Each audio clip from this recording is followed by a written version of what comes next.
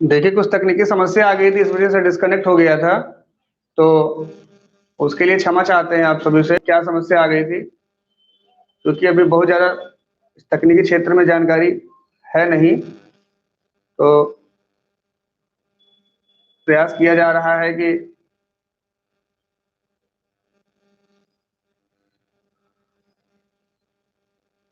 Comments करिए। क्या आप लोग अब सुन पा रहे हैं हमें? उस समय तो आवाज़ स्पष्ट नहीं आ रही थी, तकनीकी समस्याओं की वजह से।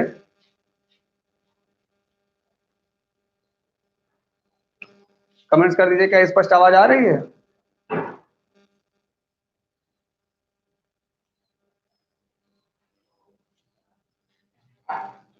एक बार फिर से आ जाइए सभी लोग क्लास में। क्या आ रही है?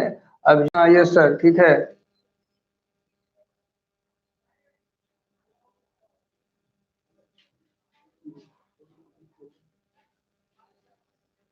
आ रही है आवाज़? आ जाइए सभी लोग। ठीक। तो हम लोग आ गए थे देश उत्तर प्रदेश में नंबर 1 पे क्या-क्या है, तो बताया गया था कि क्या-क्या हमारे उत्तर प्रदेश में नंबर 1 पे है या प्रमुखता से है। तो ये आ गया है।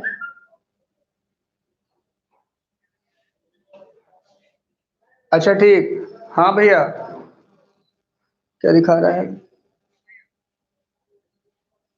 बड़े भैया को चरण स्पर्श।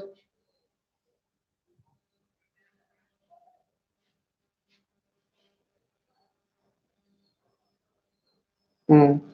ठीक है भैया, प्रयास करते हैं। तो यहाँ पे हो गया कि हमारे उत्तर प्रदेश में प्रमुखता पे नंबर 1 पे क्या-क्या चीज़ें हैं, वो आपको बताया गया। अब उसके बाद हम लोग देख लेते हैं कि सर्वाधिक वर्षा कहाँ होती है और कहाँ पे नहीं होती है। तो उत्तर प्रदेश में जो सर्वाधिक वर्षा है, वो आपका कहाँ होती है? कमेंट ज़रा करिए ज़रा। उत्तर प्रदेश में सर्वाधिक वर्षा कहाँ होती है और निम्न वर्षा कहाँ पे होती है? ये जो मुख्य-मुख्य प्रश्न है जहाँ बने हैं, उसी प्रश्न पे हम आपको बताने का प्रयास कर रहे हैं। कमेंट्स करिए सभी लोग, सर्वाधिक वर्षा कहाँ होती है?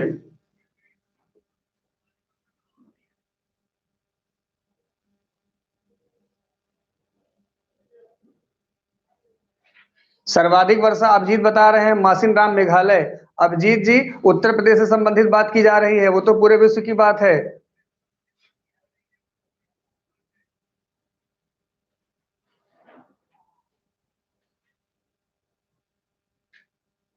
सर्वाधिक वर्षा कहाँ होती है? बताइए विशाल। गोरखपुर। हाँ ठीक है, विशाल सही बताया, गोरखपुर। सर्वाधिक जो वर्षा होती है वो गोरखपुर में होती है। गोरखपुर उत्तर प्रदेश का पूर्वांचल का सबसे अच्छे मुख्यालय के रूप में भी है और जिला है रेलवे का पूर्वोत्तर मुख्यालय भी गोरखपुर है। उत्तर प्रदेश के वर्तमान के जो सांसद हैं रवि किशन हैं, जो पूर्वांचल के अभिनेता भी माने जाते हैं और इस समय वो भाजपा के बहुत ही अच्छे नेता माने जा रहे हैं, रवि किशन। तो भाजपा के सांसद गोरखपुर से कौन है? रवि किशन। वहां पे एक नदी बहती है, राप्ती नदी। अब गोरखपुर पे आ गए तो थोड़ी सी चर्चा कर लेते हैं। गोरखपुर में राप्ती नदी बहती है। कौन सी नदी बहती है? राप्ती नदी बहती है। सांसद कौन है? रवि किशन। माननीय मुख्यमंत्री जी का जो गोरखनाथ मंदिर है वो भी वहां पे स्थापित है। कहाँ पे? गोरखपुर में। तो एक बहुत ही बढ़िया मंदिर है, कौन सा? गोरखनाथ मंदिर, जिसके वर्तमान के ट्रस्ट के अध्यक्ष कौन है? माननीय प्रधानमंत्री जी योगी आदित्यनाथ। योगी आदित्यनाथ का मूल नाम क्या है? एक दिन उस दिन उनके पिताजी का निधन हुआ था, तो पेपर में निकला हुआ था कि मूल नाम तो अजय सिंह बिष्ट नाम है योगी आदित्यनाथ के, और उनके पिताजी का नाम आनंद सिंह बिष्ट है। मान लीजिए कि निधन में पूछ ही ले, वैसे अब प्रश्न है, प्रश्न कुछ भी बन सकता है जीएस में। तो ये हो गया राप्ती नदी, सांसद रवि किशन। एक मंदिर है यहाँ पे। एक रेलवे का सबसे बड़ा प्लेटफॉर्म है, पूरे विश्व का सबसे बड़ा प्लेटफॉर्म है रेलवे का गोरखपुर। बताते हैं वहां के स्थानीय लोग या कुछ लोग बताए हैं, चर्चा भी हुई है कि वहां पे 2 ट्रेनें एक प्लेटफॉर्म पे एक साथ खड़ी हो सकती हैं, इतना बड़ा रेलवे का प्लेटफॉर्म है। तो सबसे बड़ा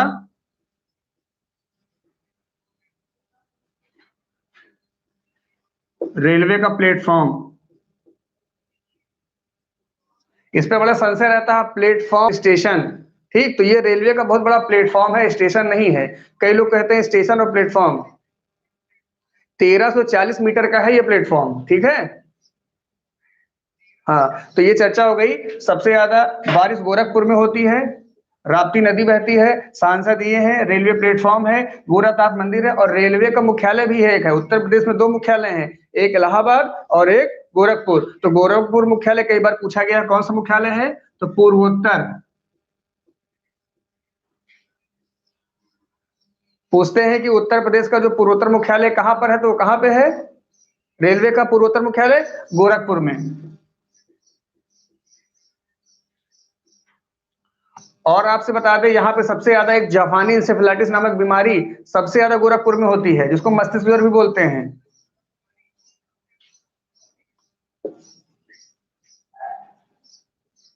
जापानी इंसेफेलाइटिस, जापानी इंसेफेलाइटिस बीमारी होती है। ये अधिकतर 1 वर्ष से 5 वर्ष के बच्चों को ज्यादा संक्रमित करती है। इस बीमारी से बहुत लोगों की मृत्यु हर वर्ष गोरखपुर में हो जाती थी, ठीक है। और यहीं पे चौरी चौरा, चौरी चौरा नामक भी यहाँ पे एक घटना हुई थी। इतिहास में ये घटना बहुत ही प्रमुख है। 5 फरवरी 1922 को चौरी चौरा नामक घटना हुई थी। ये घटना बड़ी परीक्षाओं से लेकर छोटी परीक्षाओं में कई बार पूछा गया है, ठीक है। तो इसको भी आप लोग ध्यान दे लीजिए, गोरखपुर से ही है कि 5 फरवरी 1922 में एक घटना हुई थी चौरी चौरा। चौरी चौरा गोरख में एक स्थान है, उसी स्थान पे घटना हुई थी, इस तरह इसीलिए उसका नाम चौरी चौरा घटना पड़ गया है, चौरी चौरा कांड पड़ गया। क्या नाम है? चौरी चौरा हत्याकांड।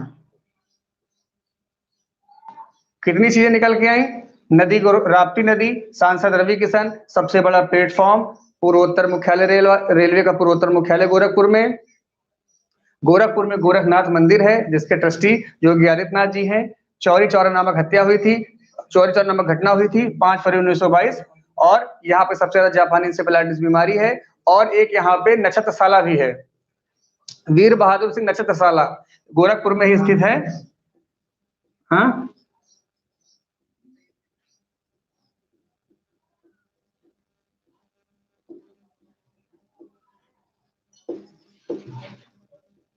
वीर बहादुर सिंह नक्षत्रशाला। ठीक, इतनी चीजें आपकी हो गई हैं कि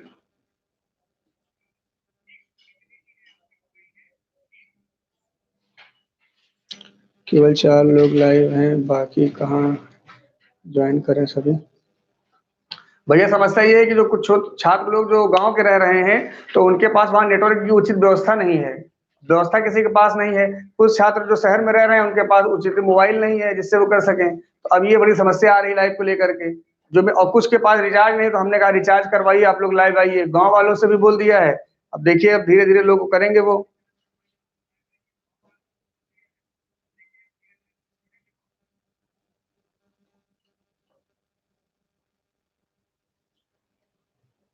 जी भैया। ठीक, तो भैया ये गोरखपुर पे चर्चा हो गई, सभी लोग ध्यान दे लिए। एक तथ्य से गोरखपुर से कई चीजें आपके संज्ञान में आ गई होंगी कि ये इतनी चीजें हो गई हैं। एक बार कहिए तो फिर से चर्चा कर लें, ठीक है। गोरखपुर सबसे बड़ा रेलवे प्लेटफॉर्म, गोरखनाथ मंदिर, सांसद रवि किशन, राप्ती नदी, रेलवे का सबसे बड़ा जो प्लेटफॉर्म है गोरखपुर में ही है। गोरखपुर में जापानी इंसेफेलाइटिस नामक बीमारी सर्वाधिक होती है, और इसी वजह से होती है कि होती है वर्षा होती है, तो वो वर्षे में ही सबसे ज्यादा बारिश में ही बीमारी उत्पन्न होती है, जापानी इंसेफेलाइटिस। चौरी चौरा हत्या हुई थी 5 फरवरी 1922।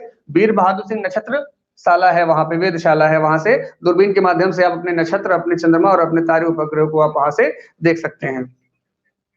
आप हमें कोई कमेंट्स के माध्यम से बताएगा कि रामपुर में कौन सी नक्षत्रशाला है? रामपुर जहाँ के सांसद हैं आजम खान जी, इस समय उनके ऊपर अभियुक्त हैं वो।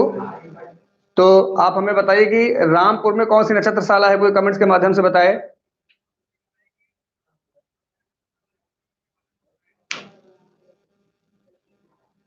कोई बताएगा कि रामपुर में कौन सी नक्षत्रशाला है?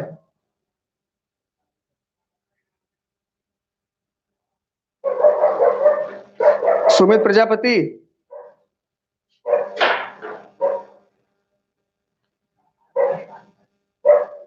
कोई बताए, कोई वीर नहीं है? बताओ भाई, अभिजीत, विशाल बताओ, अभिजीत बताओ या सुहेल बताओ, कोई बताओ। हमको लग रहा है याद ही नहीं है, लिखवाए थे आप लोग, ध्यान ही नहीं दिए। ध्यान नहीं दोगे कैसे काम चलेगा भाई? ये राइडर गेमिंग कौन है भाई? अच्छा सुहेल है, आर्यभट्ट, हाँ ठीक है। आर्यभट्ट नक्षत्रशाला है रामपुर में। ठीक। हाँ अभिजीत ने भी बताया, ठीक अभिजीत, आर्यभट्ट नक्षत्रशाला है रामपुर में।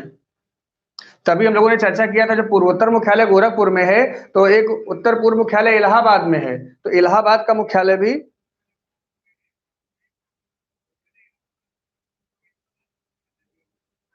हाँ सुहेल का आंसर सही आया है भैया।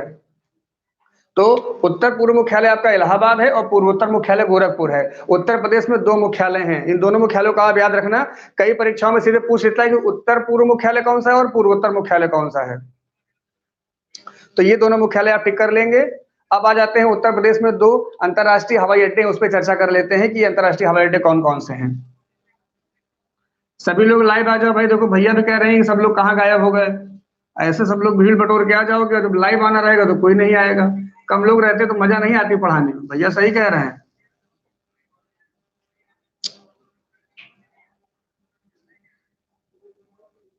हमारा भी सौभाग्य है कि हमारे गुरुजी भी देख रहे हैं, गुरुजी के गुरुजी भी देख रहे हैं हमको। आज अच्छा महसूस हो रहा है। तो अंतरराष्ट्रीय जो हवाई अड्डे हैं,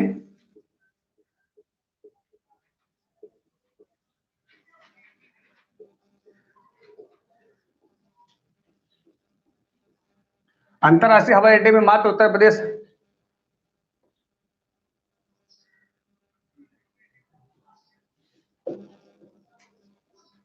एक मिनट। अंतरराष्ट्रीय हवाई अड्डा, ठीक। तो अंतरराष्ट्रीय हवाई अड्डे दो ही हैं हमारे उत्तर प्रदेश में, एक है लखनऊ में और एक है वाराणसी में। कई निर्माणाधीन है, लेकिन अभी वो कार्यरत पे नहीं है, अभी वो पटल पे आए नहीं, इस वजह से उनको नहीं कहा जा सकता। तो दो अंतरराष्ट्रीय हवाई अड्डे, सबसे पहले लखनऊ का है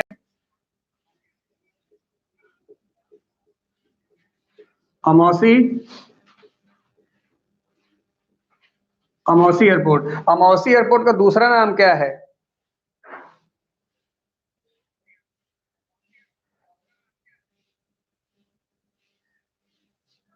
जी भैया। तो आप बताइए कि अमौसी का क्या नाम है, कोई कमेंट्स करके बताए कि वहां का स्थान है अमौसी। तो अमौसी स्थान है, उस एयरपोर्ट का एक दूसरा नाम है, कोई कमेंट्स करके बताए कि उसका नाम क्या है। चौधरी चरण सिंह, सौरभ गुप्ता ने बताया, ठीक है। चौधरी चरण सिंह अंतरराष्ट्रीय एयरपोर्ट।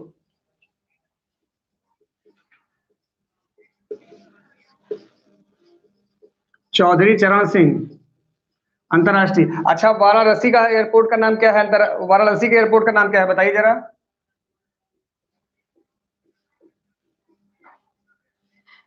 अब जो दूसरा एयरपोर्ट है वो बताइए।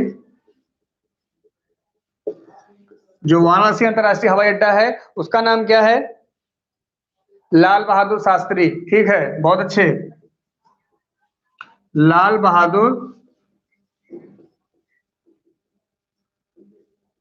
लाल बहादुर शास्त्री अंतरराष्ट्रीय एयरपोर्ट, ये दो अंतरराष्ट्रीय एयरपोर्ट हैं जो हमारे उत्तर प्रदेश में अंतरराष्ट्रीय सेवाएं देते हैं। एक अंतरराष्ट्रीय एयरपोर्ट गाजियाबाद नोएडा में बन रहा है, जेवर अंतरराष्ट्रीय एयरपोर्ट। ये विश्व का 5वें नंबर का अंतरराष्ट्रीय एयरपोर्ट है, और इसमें जो विदेशों में एक बहुत ही अच्छी सुविधाएं होती हैं, उससे भी अच्छी सुविधा को यहाँ पे रखा गया है जेवर अंतरराष्ट्रीय एयरपोर्ट में। पूरे विश्व की रैंकिंग देखी गई तो ये 5वें नंबर का अंतरराष्ट्रीय एयरपोर्ट होगा। और हाँ, ये अभी नोएडा में निर्माणाधीन है, इसका जल्द ही उद्घाटन होगा। अभी कब होगा ये भविष्य की गर्त में है। तो आप लोग इसको बहुत ध्यान दीजिएगा कि ये भी बहुत ही अच्छा अंतरराष्ट्रीय एयरपोर्ट हमारे भारत उत्तर प्रदेश में मिलने वाला है जल्द ही। एक अंतरराष्ट्रीय, एक राष्ट्रीय एयरपोर्ट है, वो गोरखपुर में भी बन रहा है, एक कुशीनगर में भी बन रहा है, लेकिन अभी सब निर्माणाधीन है। जब निर्माणाधीन है, जब बन करके आएंगे।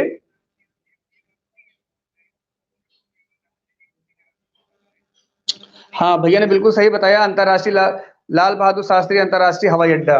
जी भैया सही, बिल्कुल सही है आप। तो अब ये चर्चा हम लोग कर लेते हैं कि, एक मिनट जरा, कमेंट्स आ रहा है ये।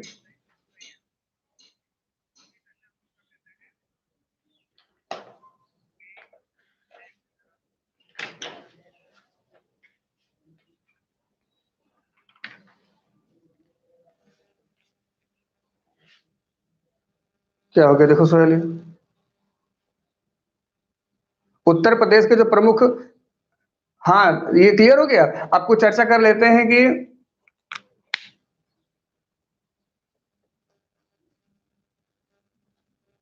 उत्तर प्रदेश के जो प्रमुख नृत्य हैं, नृत्य भी कभी कभी पूछ लेता है उत्तर प्रदेश स्पेशल में कि ये जो नृत्य है वो कैसा नृत्य है, शास्त्रीय नृत्य है कि स्थानीय लोक नृत्य है, ये बहुत बार पूछ लेता है।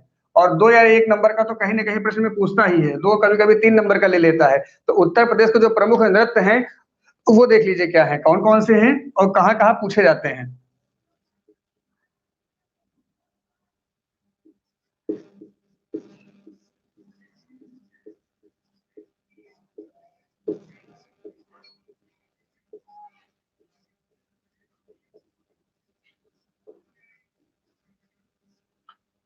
पीसीएस तक की परीक्षाओं में 1 या 2 प्रश्न अवश्य पूछ लेता है, कभी कभी जोड़े बना करके आ जाता है कि 4 इधर नृत्य दे देंगे कि चरकुला, कार्तिक और राहुला, ये नृत्य दे देंगे, उनका स्थान दे देंगे, आपको उनको मिलाना होगा।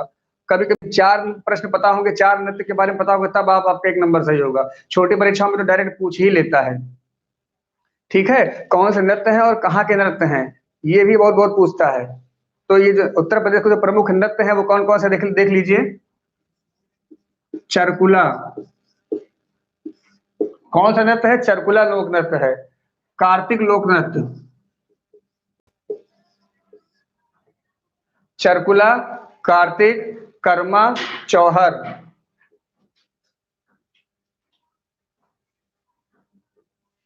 कर्मा, चौहर, ये जो हमारे उत्तर प्रदेश के जो प्रमुख लोक नृत्य हैं। अच्छा, कौन सा लोक नृत्य कहाँ पे मनाया जाता है, ये भी प्रश्न पूछता है। जैसे अब चरकुला लोक नृत्य है तो कहाँ मनाया जाता है, कोई कमेंट्स करके बताए। आप लोग कमेंट्स करिए, लाइक वाइक भी कर दीजिए भाई।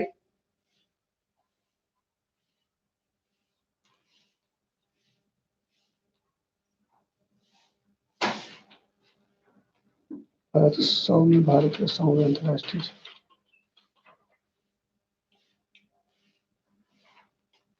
हाँ, एक अंतर्राष्ट्रीय 100वें नंबर का अंतर्राष्ट्रीय पोकयांग, पोकयांग भारत का 100वां चालित हवाई अड्डा है, जिसका उद्घाटन प्रधानमंत्री नरेंद्र मोदी द्वारा किया गया है।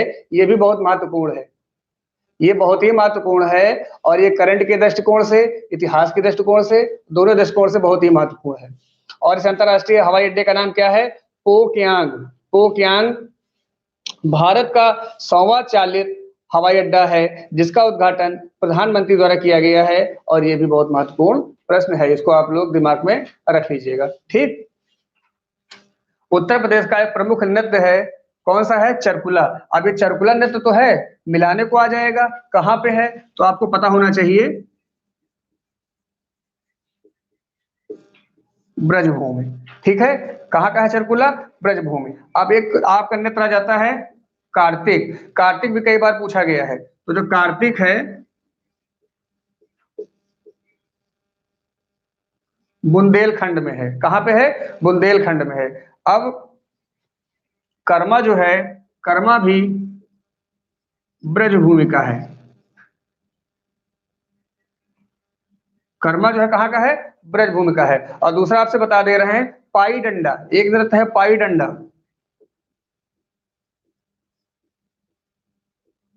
जो पाई डंडा है, पाई डंडा जो लोक नृत्य है वो है बुंदेलखंड का।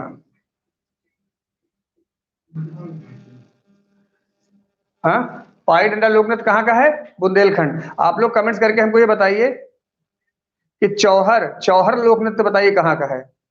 चौलर, चौलर लोक नृत्य कहाँ का, कोई बताएगा। चौ चौलर नृत्य, ये एक बार प्रश्न पूछा गया है पीसीएस में, चौलर नृत्य कहाँ का है।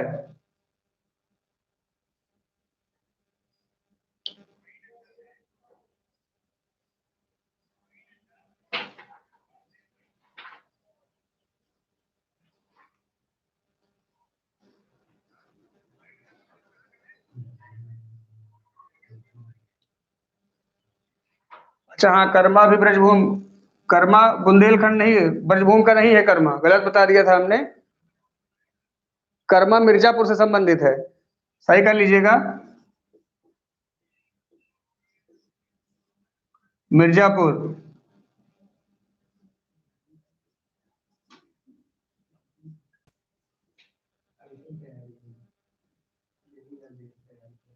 दिमाग से विस्मृत हो गया था, हमने आपको इस जगह पे ये लिखा दिया था, जो कर्मा नृत्य है वो मिर्जापुर के सोनभद्र से संबंधित है, ठीक।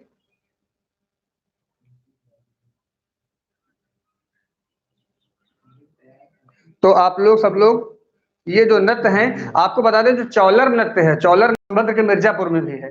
ये जो चौलर नृत्य बताया था, ये कहाँ पे है?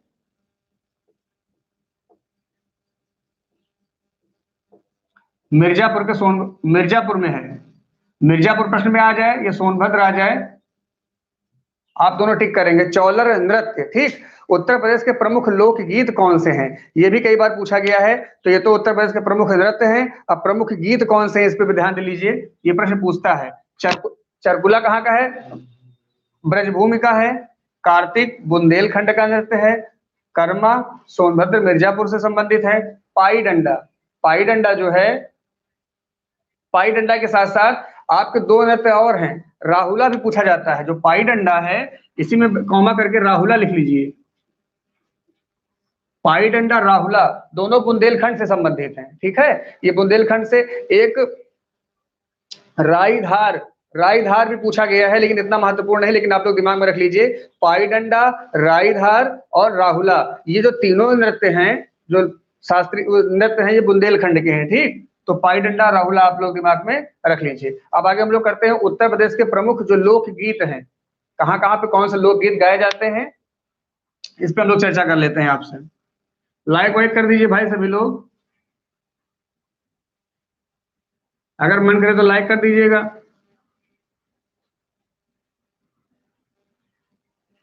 अच्छा लगता है कि लाइक कर देता है कोई तो। दहाई की संख्या में लोग हैं, रिचार्ज ही नहीं है। शेयर कर दीजिए जो अपने मित्रों को, जो लोग पढ़ने वाले हैं, उनसे बता दीजिए यूपी स्पेशल क्लास चल रही है, उनको भी लाभ मिल जाएगा, जितना प्रयास किया जा रहा है। तो उत्तर प्रदेश के जो प्रमुख लोकगीत हैं,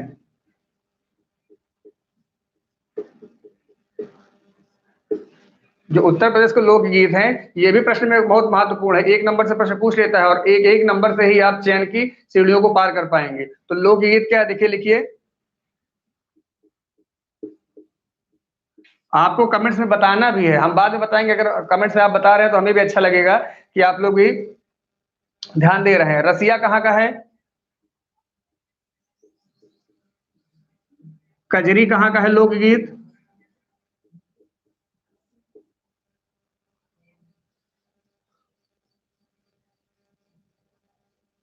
हाँ भैया देखो, बता रहे हैं कि ओनली 12 लोग वाचिंग कर रहे हैं।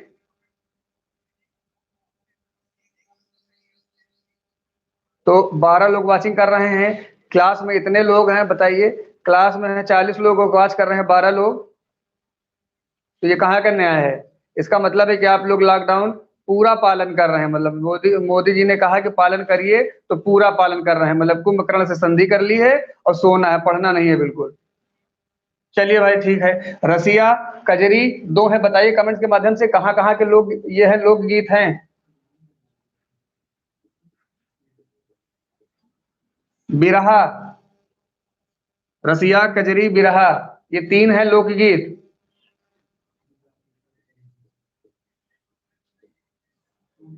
आल्हा, ये चार लोकगीत हैं, रसिया कजरी आल्हा और बिरहा। ये बताइए कहाँ कहाँ से संबंधित हैं।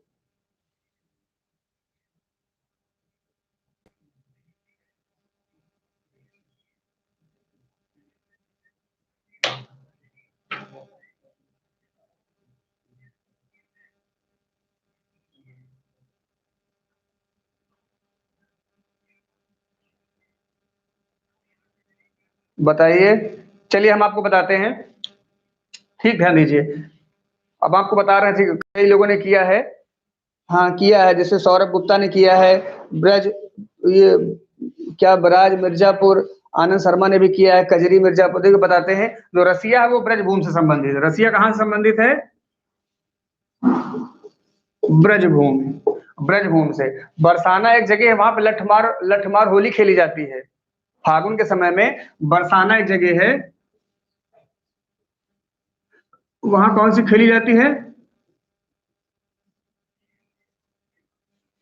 लठमार होली खेली जाती है। और ये प्रश्न कई बार ऐसा पूछा गया कि आदमी गलत करने की प्रबल संभावना हो जाती है। बरसाना में पूछेगा कि लठमार होली कहाँ खेली जाती है, 4 विकल्प दे देगा, मथुरा, गोकुल और बरसाना, और एक जगह और स्थान का वहीं का दे देगा, वृंदावन।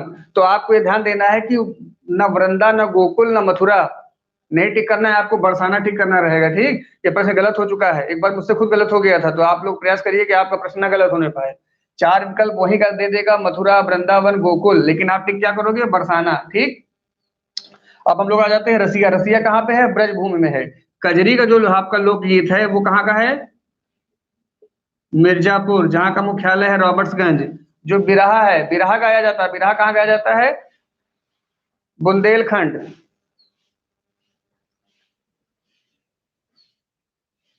अच्छा ठीक है, देखिए विभा जी ने बताया है कि आल्हा, आल्हा बुंदेलखंड नहीं, आल्हा बुंदेलखंड नहीं है, आल्हा पूर्वांचल है।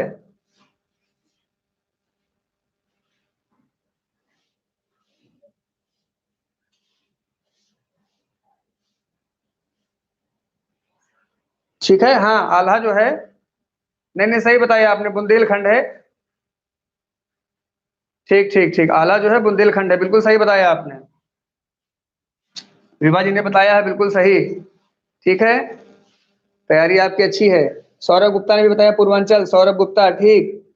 बुंदेलखंड, सौरभ गुप्ता हाँ ठीक है, आल्हा बुंदेलखंड है। अब बिरहा बताइए कमेंट्स करके, बिरहा, बिरहा कहाँ है? बिरहा, बिरहा पूर्वांचल है।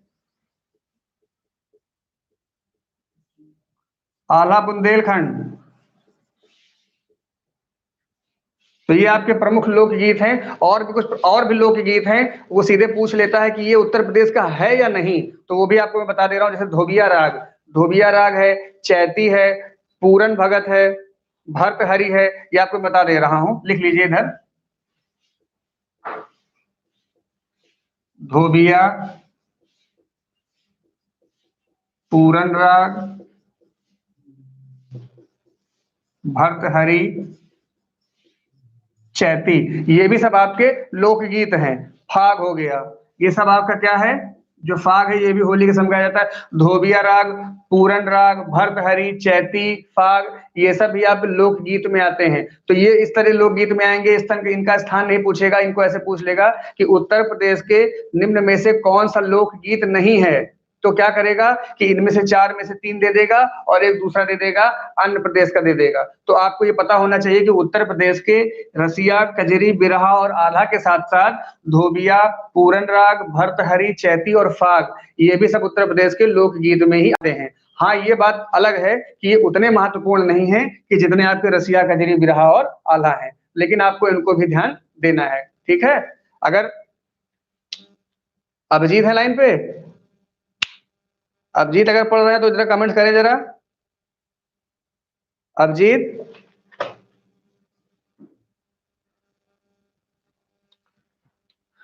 अभिजीत जरा कमेंट्स करें। चलो अभिजीत नहीं लाइन पे, हमको लग रहा है गायब है, हमको पता है बीच बीच में गायब हो जाते हो, सो जाते हैं। नहीं अच्छा ठीक है, हैं अभिजीत, चलो ठीक है। तो ये हम लोग गोरखपुर पर जब चर्चा किए थे, तो गोरखपुर तो बता दिए थे, लेकिन जो सबसे कम वर्षा होती है वो कोई कमेंट करके बताए कि उत्तर प्रदेश में कौन सा ऐसा जिला है जहां पे सबसे कम बारिश होती है, सबसे कम वर्षा होती है। कमेंट्स करके बताए कोई। उत्तर प्रदेश में सबसे कम वर्षा किस जिले में होती है?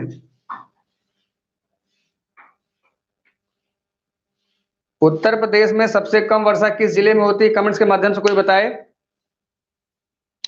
सौरभ गुप्ता, मथुरा से, हाँ भैया ने बताया मथुरा, ठीक, अलीम मथुरा, हाँ ठीक है, उत्तर बिल्कुल सही आया, सबसे कम वर्षा मथुरा में होती है। मथुरा का सबसे विशेष मंदिर का नाम बताएं जो सबसे ज्यादा प्रचलित है, जिसको अंग्रेजों ने, मुस्लिमों ने तोड़वा दिया था। बाबर के समय में एक मंदिर तोड़वाया गया था मथुरा में, उस मंदिर का नाम बताएं।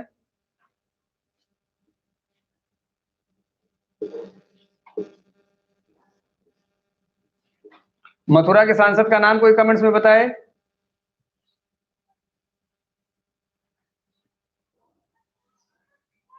मथुरा के सांसद? नहीं, सौरभ गुप्ता वृंदावन बता रहे हैं। एक केशव राय सेन मंदिर था, केशव राय सेन मंदिर था, वो मुगलों ने तुड़वा दिया था। वो मंदिर तब तुड़वाया था जब आपके वाराणसी में एक मंदिर तुड़वाया गया था। हाँ बिल्कुल सही, भैया ने बताया, हेमा मालिनी।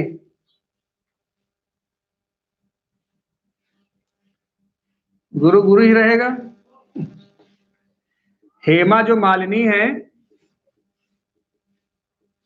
हेमा मालिनी, ये मथुरा की सांसद है। ठीक, और मथुरा में सबसे कम वर्षा भी होती है। मथुरा में बहुत से अच्छे मंदिर हैं, कृष्ण जी के नाम से मथुरा प्रचलित है। भारत नहीं, पूरे संपूर्ण विश्व में प्रचलित है कृष्ण भगवान के नाम से। कृष्ण जी का यही जन्म हुआ था गोकुल में। तो हम लोग अब चर्चा करेंगे कि उत्तर प्रदेश से तो मथुरा हो ही गया, सबसे कम बारिश होती है यहाँ पे। कई मंदिर भी हैं, वृंदावन मंदिर है, और केशवराय मंदिर तो तुड़वा ही दिया गया था। राधा श्याम मंदिर है, कई सारे मंदिर है मथुरा में। हिस्टोरिकल प्लेस बहुत ही बढ़िया है, धार्मिक स्थल बहुत ही अच्छा है। यही मथुरा में ही बरसाना में लठमार होली खेली जाती है। मथुरा के पेठे भी बहुत मशहूर हैं, लेकिन ये प्रश्न बनेगा नहीं, लेकिन आपसे हमने चर्चा कर लिया। मथुरा के शायद पेड़े मशहूर हैं, आगरा के पेठे मशहूर हैं। मथुरा के पेड़े मशहूर हैं, आगरा के पेठे, पंछी पेठा आगरा का। चलिए चर्चा हम लोग करते हैं कि यहाँ पे महिलाओं महिलाओं का प्रतिशत कितना है और पुरुष का प्रतिशत कितना है उत्तर प्रदेश में, ये भी चर्चा कर लेते हैं आगे।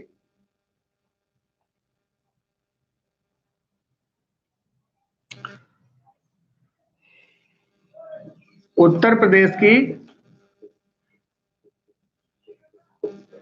10 की वृद्धि दर कितनी है, कोई कमेंट से बताए। उत्तर प्रदेश की 10 की वृद्धि दर कितनी है? 10 वर्ष में 2011 से लेकर 2011 से 2001 से लेकर के 2011 के बीच में जो 10 वर्ष में उत्तर प्रदेश की जो 10 की वृद्धि दर हुई है वो कितनी है, वही अंकित की गई है, वही कई बार प्रश्न में पूछा गया है।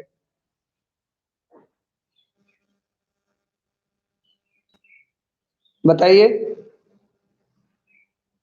हाँ, 20.22, बहुत सही। 20.22% ये है उत्तर प्रदेश की 10 की वृद्धि दर। ठीक। उत्तर प्रदेश की शहरी जनसंख्या कितनी है, उत्तर प्रदेश की ग्रामीण जनसंख्या कितनी, जरा कमेंट्स करिए जरा। उत्तर प्रदेश की शहरी जनसंख्या, उत्तर प्रदेश की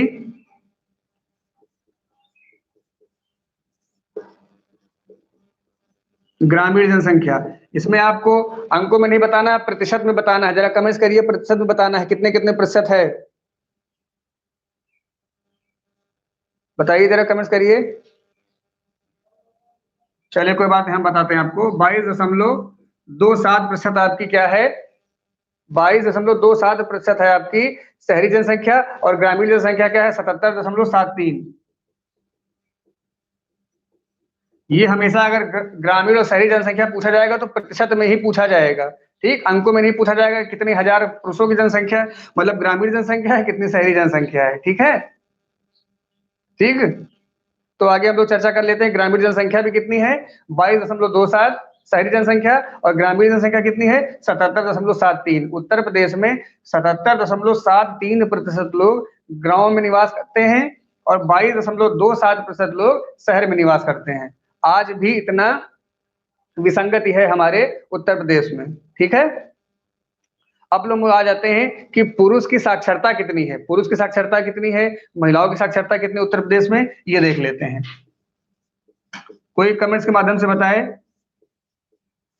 पुरुषों की साक्षरता, सुशील बताइए, पुरुषों की साक्षरता कितनी है। महिला साक्षरता, पुरुष साक्षरता कितनी है, महिला साक्षरता कितनी है, बताए कोई। सौरभ गुप्ता जी गायब हो गए क्या। पुरुष की साक्षरता है 65.5%। ये जीवन प्रत्याशा है, 65.5%। पुरुष की साक्षरता कितनी है, 77.7%। पुरुषों की साक्षरता 77.7% है। और महिलाओं की साक्षरता कितनी है, 10 घटा देंगे, कितना घटा देंगे, 57.3%। अगर कुल साक्षरता उत्तर प्रदेश की पूछी जाएगी तो कितनी है, कोई कमेंट्स करके बताए कुल साक्षरता 67.7। कुल साक्षरता बताइए 57.27% है। कुल साक्षरता कितनी है? कमेंट करके बताइए कुल साक्षरता 67। हाँ बिल्कुल सही। जो उत्तर प्रदेश की जो कुल साक्षरता है इधर लिख देते हैं,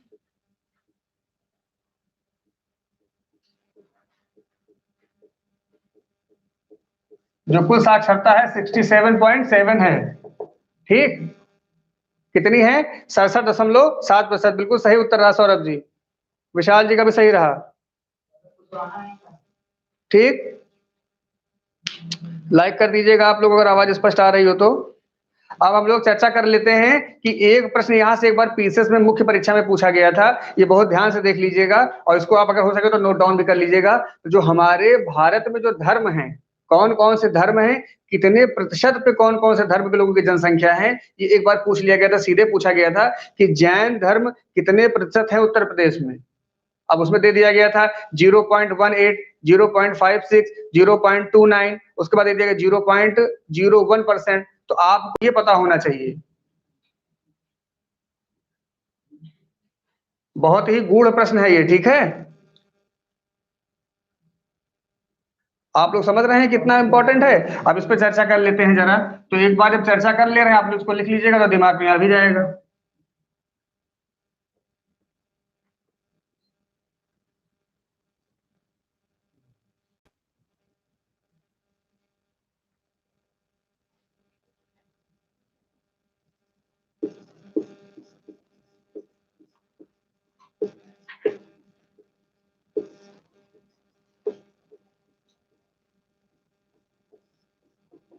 धर्म के अनुसार जनसंख्या का प्रतिशत, ठीक है?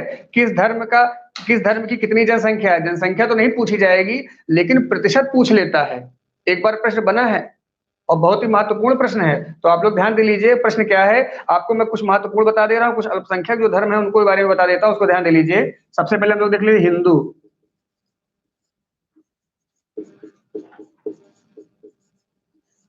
हिंदू मुस्लिम, ठीक है, दो धर्म हो गए। उसके बाद हम लोग देख लेते हैं सिख और ईसाई। सिख, ईसाई, बौद्ध। हिंदू मुस्लिम सिख ईसाई बौद्ध और जैन,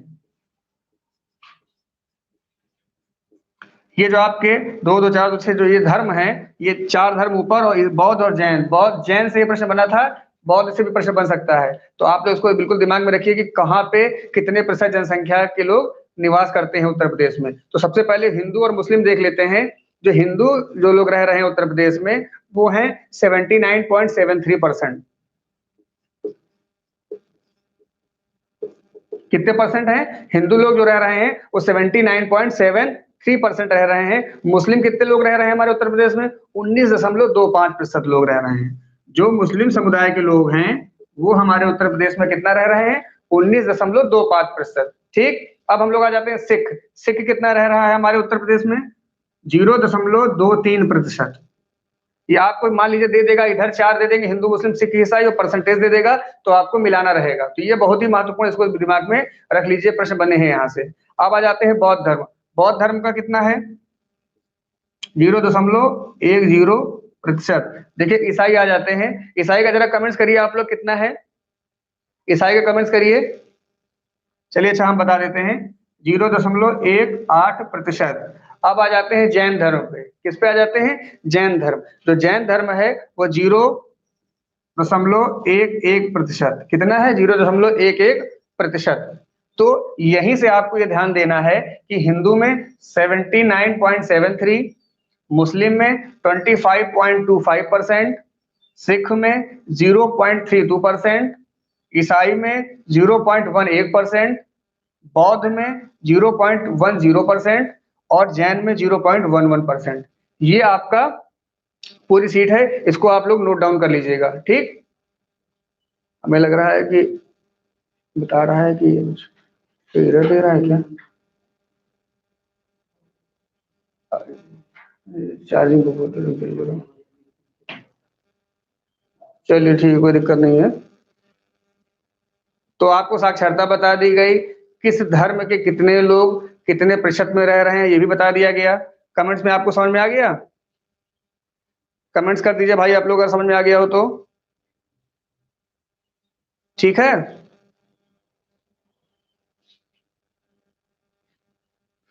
अगर आपको समझ में आ गया हो तो बता दीजिए कमेंट्स के माध्यम से।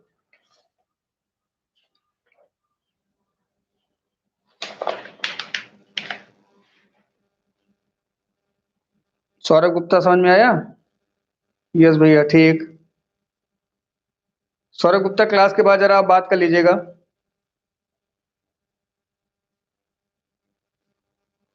अच्छा ठीक है, हाँ यस सर, ठीक है। अब जो कुछ हमारे महत्वपूर्ण उत्तर प्रदेश में अनुसंधान संस्थान है, शिक्षा परिषद है, उस पर थोड़ा हम लोग चर्चा कर लेते हैं। अनुसंधान संस्थान है, शिक्षा परिषद है, शोध संस्थान है, ये प्रश्न में 1 या 2 नंबर से पूछ लेता है। इसको हम रफ कर दे रहे हैं, इसको उम्मीद करते हैं आप लोगों ने लिख लिया होगा। जो शिक्षा संस्थान है, कला संस्थान है, शोध संस्थान है, परिषद है, शिक्षा परिषद है, यहाँ से प्रश्न कई बार बनते हैं। बहुत सारी उत्तर प्रदेश की योजनाएं हैं, उनसे बन जाता है प्रश्न। एक योजना है उत्तर प्रदेश की, किसान बही योजना।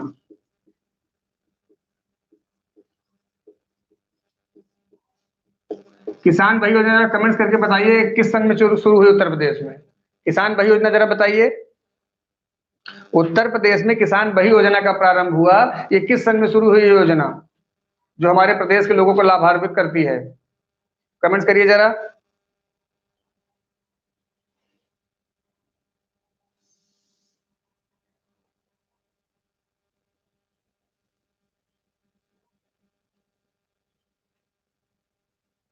हाँ भैया ने देखिए बताया है, किसान बही योजना है 1992 की। किसान बही योजना कब की है? जिस आदमी ने अस्त्र शस्त्र हथियार सारे छोड़ दिए हैं वो भैया बता रहे हैं गुरुजी हमारे, और आप लोग नहीं बता पा रहे हैं। भैया ने तो बताया, देखिए किसान बही योजना 1992 की है। चलिए अब आप लोग बताइए चकबंदी योजना कब की है? उत्तर प्रदेश में चकबंदी योजना,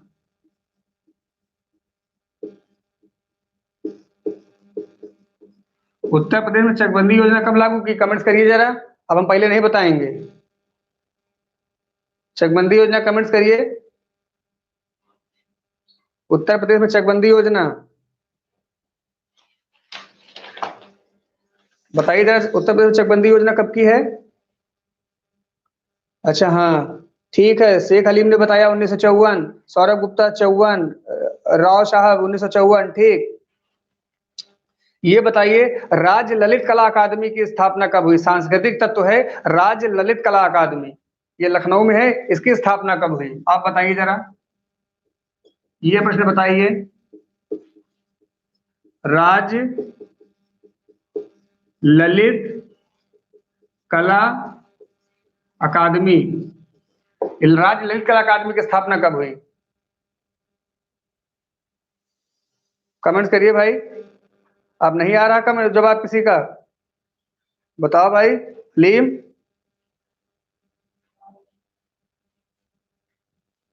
राज्य ललित कला अकादमी लखनऊ में है 1962 में, ठीक, लिख लीजिए जल्दी से।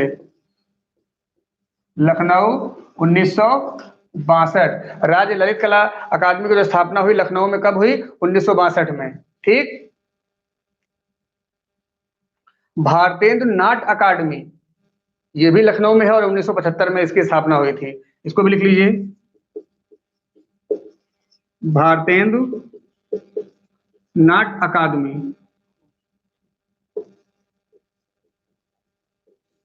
कब हुई? 1975 में। कहाँ हुई? लखनऊ। 1975, ये 1975 याद आ रहा है। 1975 के समय में आपातकाल लगा था, तो उस समय वर्तमान में उस समय प्रधानमंत्री कौन था? जरा कमेंट्स करिए जरा। 1975 से याद आया, जरा कमेंट्स करिए। 1975 में वर्तमान में राष्ट्रपति कौन था? तात्कालिक राष्ट्रपति जब राष्ट्र लगा था, कमेंट्स करें जरा।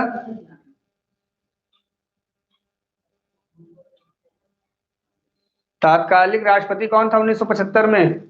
ये हम मान रहे हैं कि यूपी स्पेशल तुरंत हम संविधान में चले गए, लेकिन याद आ गया तो आपसे पूछ लिया हमने।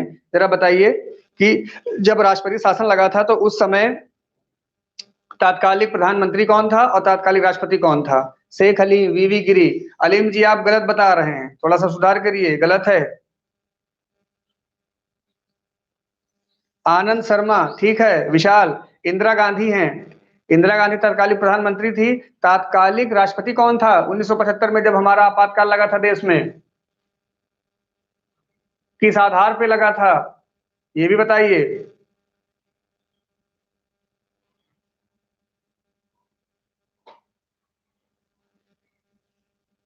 शेख अलीम, हाँ बोले।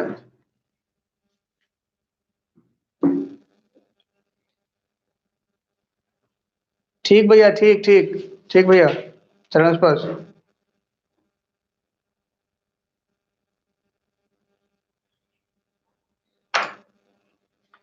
फखरुद्दीन अली अहमद, बिल्कुल सही। जब राष्ट्रपति शासन लगा था तो उस समय फखरुद्दीन अली अहमद राष्ट्रपति थे और तत्कालीन प्रधानमंत्री इंदिरा गांधी थी।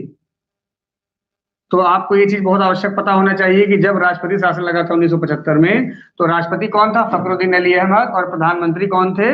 इंदिरा गांधी। ये व्यवहारिक है, कभी कभी पूछ सकता है प्रश्न।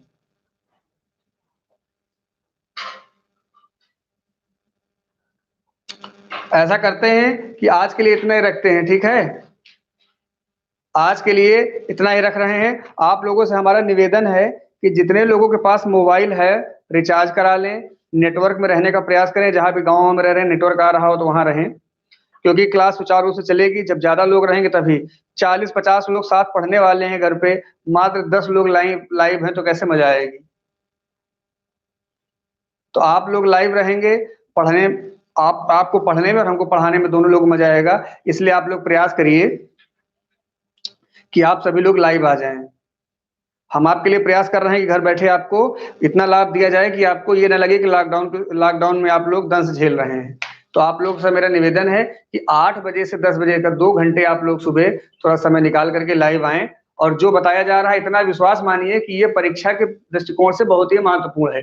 यूपी स्पेशल में हमने अभी तक जितना भी चर्चा किया है, 2-3 चीजों को छोड़ के, जैसे गोरखपुर के सांसद रवि किशन है, वहाँ मथुरा की सांसद हेमा मालिनी है, ये हमने व्यवहारिकता में आपको बता दिया। यहाँ से प्रश्न चाहे भले न बने, लेकिन ये इसलिए बता दिया कि आपको व्यवहारिकता में दिमाग में रहे कि मथुरा में पेड़े हैं और आपका आगरा में पेठे हैं। तो ये सब प्रश्न नहीं बनेगा, लेकिन एक व्यवहारिकता रूप से बताया गया। लेकिन और जितनी चीजें आपको बताई गई हैं वो बहुत ही महत्वपूर्ण है। इसलिए आपसे हमारा निवेदन है कि आप लोग समय से अपने फोन को चार्ज करके नेट व्यवस्थित सुचारू रूप से करके 8-10 क्लास में रहें। अगर कोई तकनीकी समस्या होगी तो आपको पहले सूचित कर दिया जाएगा, नहीं तो 8-10 क्लास चलेगी। और अगर और समय रहेगा तो शाम को भी विचार बनाया जाएगा कि शाम को भी 1 या 2 घंटे क्लास, सुबह जीएस की रहेगी, यूपी स्पेशल रहेगी, शाम को विचार किया जाएगा कि यूपी स्पेशल जीएस और शाम को कोई दूसरा टॉपिक ले लिया जाएगा, या अभी रीजनिंग क्लास देख ली जाएगी, या फिर आपकी पॉलिटी संविधान में उठा करके जीएस से देख लेंगे। संविधान की पॉलिटी में आपको पॉलिटी से चर्चा की जाएगी, ठीक? या फिर जियोग्राफी शाम को पढ़ा दिया जाएगा। तो पहले आप सुबह 8 से 10 समय से आएं ताकि जल्दी से कवर भी हो सके आपका सिलेबस। और जो भी परीक्षाएं, और परीक्षा के लिए ये ना सोचिए कि लॉकडाउन चल रहा है, अब कोई भर्ती नहीं आ रही तो हम कुंभकर्ण की भांति सो जाएं। सोना नहीं है। आने वाला जो वर्ष है वो चुनावी वर्ष है। चुनावी वर्ष में सरकार, आप लोगों को पता ही है कि कार्य करती है और दिखावा भी करती है। तो दिखावे के रूप में बहुत सी भर्तियां एक बैक आई, आपको आप समझ नहीं पाएंगे कि इस भर्ती की तैयारी करें या इस भर्ती की तैयारी करें। तो विज्ञापन निकलने के बाद अगर आप तैयारी करेंगे तो आप खुद समझदार हैं कि तुरंत कोई भी कुआं खोद के पानी नहीं पिया जा सकता। आप धीरे धीरे परिश्रम करेंगे, धीरे धीरे कुआं खोदेंगे तो एक न एक दिन आपको शुद्ध जल आपको जरूर मिलेगा, या आपको उस परिणाम का सफलता का मिलेगी, आपको परिणाम मिलेगा। तो बस आपको ये बता रहे हैं कि आज इतना ही रहेगा। आप लोग अपने अपने घर में रहिए, स्वस्थ रहिए। और मेरा निवेदन है कि कोरोना रैवली को लेकर के रेड जोन में है, तो आपसे मेरा निवेदन है कि अपने अपने घरों में रहिए। अति आवश्यक कार्य पड़ रहा है, माता जी की अगर दवा है या किसी की भी और दवा है लेने की जाने की जरूरत है, तभी आप बाहर जाइए। सब्जियां हैं, रोजमर्रे के सामान है, वो हर मोहल्ले में खुले हुए हैं। तो आप लोग अपने अपने घर में ही रहिए, कहीं जाने की आवश्यकता नहीं है, जब तक कोई बहुत विषम परिस्थिति ना पड़ जाए।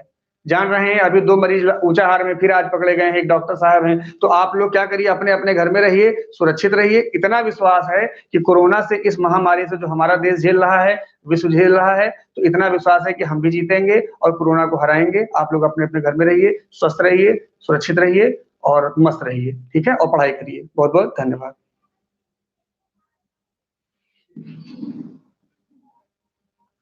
बताओ अच्छा